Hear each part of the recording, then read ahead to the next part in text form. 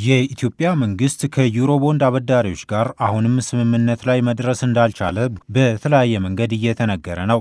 በእርግጥ ጠቅላይ ሚኒስትር አብይ አህመድ ዩሮቦንድን ጨምሮ ከሁሉም አበዳሪዎቻችን ጋር በጋራ ማዕቀፎች ዙሪያ ስምምነት ደርሰናል ሲሉ ከሰሞኑ ከህዝብ እንደራሴዎች ምክር ቤት የቀረቡላቸውን ጥያቄዎች ሲመልሱ ተናግረዋል። ከዩሮቦንድ አበዳሪዎች በኩል እየተሰማ ያለው ግን ጉዳዩን ወደ ህግ ሊወስዱት እንደሆነ ነው። የዩሮቦንድ አበዳሪዎች የግል አበዳሪዎች እንደሆኑ የሚናገሩት የምጣኔ ሀብት ባለሙያው አቶ ክቡር ገና ከጥቂት ዓመታት በፊት እነሱም ብዙ ገንዘብ ስለነበራቸው ኢትዮጵያም የመክፈል አቅም አላት ተብሎ ስለታመነ $1 ቢሊዮን በብድር መልቀቃቸውን አስታውሰዋል። ዩሮቦንድ አበዳሪዎች በመሰረቱ ፕራይቬት አበዳሪዎች ናቸው። ማለት በዚህ ስራ ላይ የተሰማሩ ለማበደርና በዛውም ትርፍ ለማግኘት የተዘጋጁ ናቸው። ሌሎቹ አበዳሪዎች የመንግስት አበዳሪዎች ናቸው ወይም የኢንተርናሽናል ድርጅት አበዳሪዎች ናቸው። እንግዲህ ምንድን ነው በ2023 ነው መሰለኝ ለመጀመሪያ ጊዜ ኢትዮጵያ በወቅቱም ገንዘብ ብዙ ተትረፍርፎ ስለነበረ የተበዳሪውን የመክፈል አቅም ደግሞ የሚለኩ ደግሞ አሉ። በእነሱ ልኬት መሰረት ኢትዮጵያ ልትበደር እንደምችል አይነት አስቀምጠው ስለነበረ እነዚህ ፕራይቬት ቦንድ ሆልደሮች የሚባሉት የፕራይቬት ሆልደሮቹ ስለተጠየቁ ወደ $1 ቢሊዮን አበድረዋል ለኢትዮጵያ። እንግዲህ ያ ኢንትረስት አለው። ያንን ኢንትረስት በተወሰነ መልኩ ይከፈላል። ቦንድ ሆልደሮቹ ደግሞ ያንን ክፍያ ለእነሱ ሼር ሆልደሮች ያከፋፍላሉ ማለት ነው። ለብድሩ የሚከፈለውን $30 ሚሊዮን ወለድ መንግስት መክፈል ሲከብደው ዕዳው ይቀነስልኝ ወይም ደግሞ የሚከፍልበት ጊዜ ይራዘምልኝ የሚል ጥያቄ ማቅረቡን አቶ ክቡር ተናግረዋል። በመሃል ከዓለም አቀፉ የገንዘብ ድርጅት IMF $3.4 ቢሊዮን ብድር ማግኘት መቻሉንም ጠቅሰዋል። 2 ዓመት ሞላው ነው። የኢትዮጵያ መንግስት 30 ሚሊዮን ነው መሰለኝ የሚከፈለው በየወቅቱ። ያንን 30 ሚሊዮን ለመክፈል ዶላር አጣ። ዶላር ስላጣ ማቋረጥ ግድ ሆነበት። ውይይት እናድርግ፣ ክፍያው ይቀነስልኝ ወይ ደግሞ ክፍያው ይርዘምልኝ የሚል ጥያቄ ቀረበ። ሪፎርም ማድረግ አለብኝ ብድሩንም ለመክፈል የሀገሪቷንም ኢኮኖሚ ለማንቀሳቀስ መክፈል ስላልተቻለ ሌላ ቦንድ ሆልደር ጋር መሄድም ስለማይቻል ወደ ኢንተርናሽናል ድርጅቶች መሄድ ተፈለገ። ይህም ማለት ወደ IMF መሄድ ተፈለገ። ረጅም ጊዜ ውይይት፣ ክርክር ፕሮግራም ተደረገና ባለፈው ዓመት ወደ $3.4 ቢሊዮን ነው መሰለኝ ለመበደር ከIMF ተስማሙ። ያ ብድር በኮንዲሽን ስለሆነ ይህንን ብድር ደግሞ ማበድራችሁ ለውጥ ስታመጡ ነው በሚል በዛ መልኩ የኢትዮጵያ መንግስት ተፈራርሞ ስራውን ቀጠለ። ብድሩ ይቀነስልኝ ወይ ደግሞ የምከፍልበት ጊዜ ይራዘምልኝ በሚለው የኢትዮጵያ መንግስት ጥያቄ ላይ መጀመሪያ አካባቢ ስምምነት የሚመስል ነገር ተደርሶ እንደነበር ባለሙያው ተናግረዋል።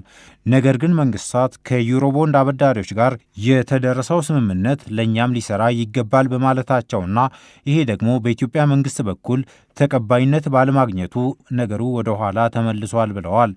የፓሪስ ክለብ የሚባል የአበዳሪዎች ስብስብ እንዲህ አይነት ችግር ሲመጣ የሚወያዩበት አለ። ለዛ ቀርቦ የቦንድ ብድሩ ችግር ማለት ነው ውይይት ሲካሄድበት ቆይቷል እና ያንን ውይይት የሚመሩት የፈረንሳይና የቻይና መንግስታት ተወካዮች ናቸው። ሁለቱ እንደ ኮቼር ሆነው ማለት ነው። እና ውይይቱ ምንድነው? በምን መልኩ ቀነስ እንደሚችል ከተቻለም ደግሞ በምን መልኩ ሊራዘም እንደሚችል ነው ውይይቱ። እና የመጀመሪያ ስምምነት የሚመስል ተደረሰ ከኢትዮጵያ መንግስት ማለት ነው በቦንድ ሆልደሮቹና በኢትዮጵያ መንግስት። ነገር ግን ምንድነው ችግሩ? ሌሎች አበዳሪዎች ለቦንድ ሆልደሩ የተሰጠው የብድር መስተካከል እነሱ ቀደም ብሎ ላበደሩት ብድር የሚሰራ ሆነው አላገኙትም። ማለት ምንድነው? ለቦንድ ሆልደሮቹ የተሰጠው ስምምነት የኢትዮጵያን የብድር ሁኔታ የሚያሻሽል ሆኖ ስለታያቸውና ያ ደግሞ መሻሻል ለነሱም በተለይ መንግስታት ለኢትዮጵያ ላበድሩ ማለት ትልቁ አበዳሪ የቻይና መንግስት ነው። በመንግስት ደረጃ የፈረንሳይ መንግስትም እንደዚሁ ብድር አበድሯል። ሌሎችም ጣሊያን የመሳሰሉ ሀገራት ሁሉ አበድረዋል። ለቦንድ ሆልደሩ የተሰጠውን ስምምነት ሲመለከቱ ለእኛም በዛ አይነት ስምምነቱ መሆን አለበት የሚል ጥያቄ መጣ። ያንን ጥያቄ የኢትዮጵያ መንግስት አልተቀበለውም። የዩሮቦንድ አበዳሪዎች እስካሁን በተከፈላቸው ገንዘብ ብቻ አትራፊዎች ናቸው የሚሉት አቶ ክቡር ወደ ፍርድ ቤት እንሄዳለን በሚል እያስፈራሩ ያሉትም ይኸው ጥቅማቸው እንዳይቋረጥ ነው ብለዋል።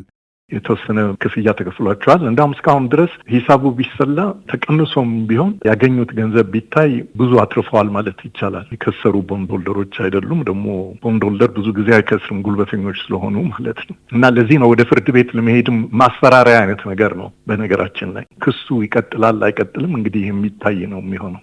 ኢትዮጵያ ገንዘቡን የወሰደችው ከዩሮቦንድ አበዳሪዎች ይሁን እንጂ ጉዳዩ ብዙ ተዋናዮች ያሉበት ነው የሚሉት አቶ ክቡር ሁሉም የራሱን ጥቅምና ፍላጎት መሰረት አድርጎ እንደሚንቀሳቀስ አክለዋል።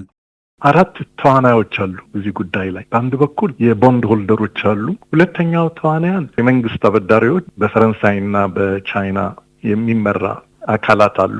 እነዛ አካላት ደግሞ አበዳሪዎች ናቸው አብዛኛው። እነሱም ክፍያ ይጠብቃሉ ከኢትዮጵያ በየወቅቱ ማለት ነው። የሚደረገው ክፍያ እና የሚደረገው ብድር ወይም ደግሞ የሚከፈለው ክፍያ የሚቀነስም ከሆነ ከቦንድ ሆልደሮቹ ጋር በተደረገው ስምምነት እንዲሆን ነው የሚፈልጉት። ያ ደግሞ ሊሆን ስላልተቻለ ነው እነሱ ራሳቸው ይሄ ነገር እንዲቆም ያደረጉት። በሶስተኛው ደረጃ ደግሞ ኢንተርናሽናል ድርጅቶች አሉ፣ IMF፣ ወርልድ ባንክ። እነዚህ ደግሞ ምንድነው እስከዛሬ ድረስ ያስቀመጡት አሰራርና ደንብ ስላለ ያ እንዲበላሽ አይፈልጉም። ምንም እንኳን ለጊዜው የኢትዮጵያ መንግስት ደጋፊ መስለው ቢታዩም የራሳቸው አሰራር ፈጽሞ እንዲለወጥ የማይፈልጉ በመሆናቸው እንደ ገላጋይም ሊሆኑ ይሞክራሉ። ነገር ግን ዋናው ለኢትዮጵያ መንግስት የሰጡት ድጋፍ የጊዜ ይሰጠው ነው።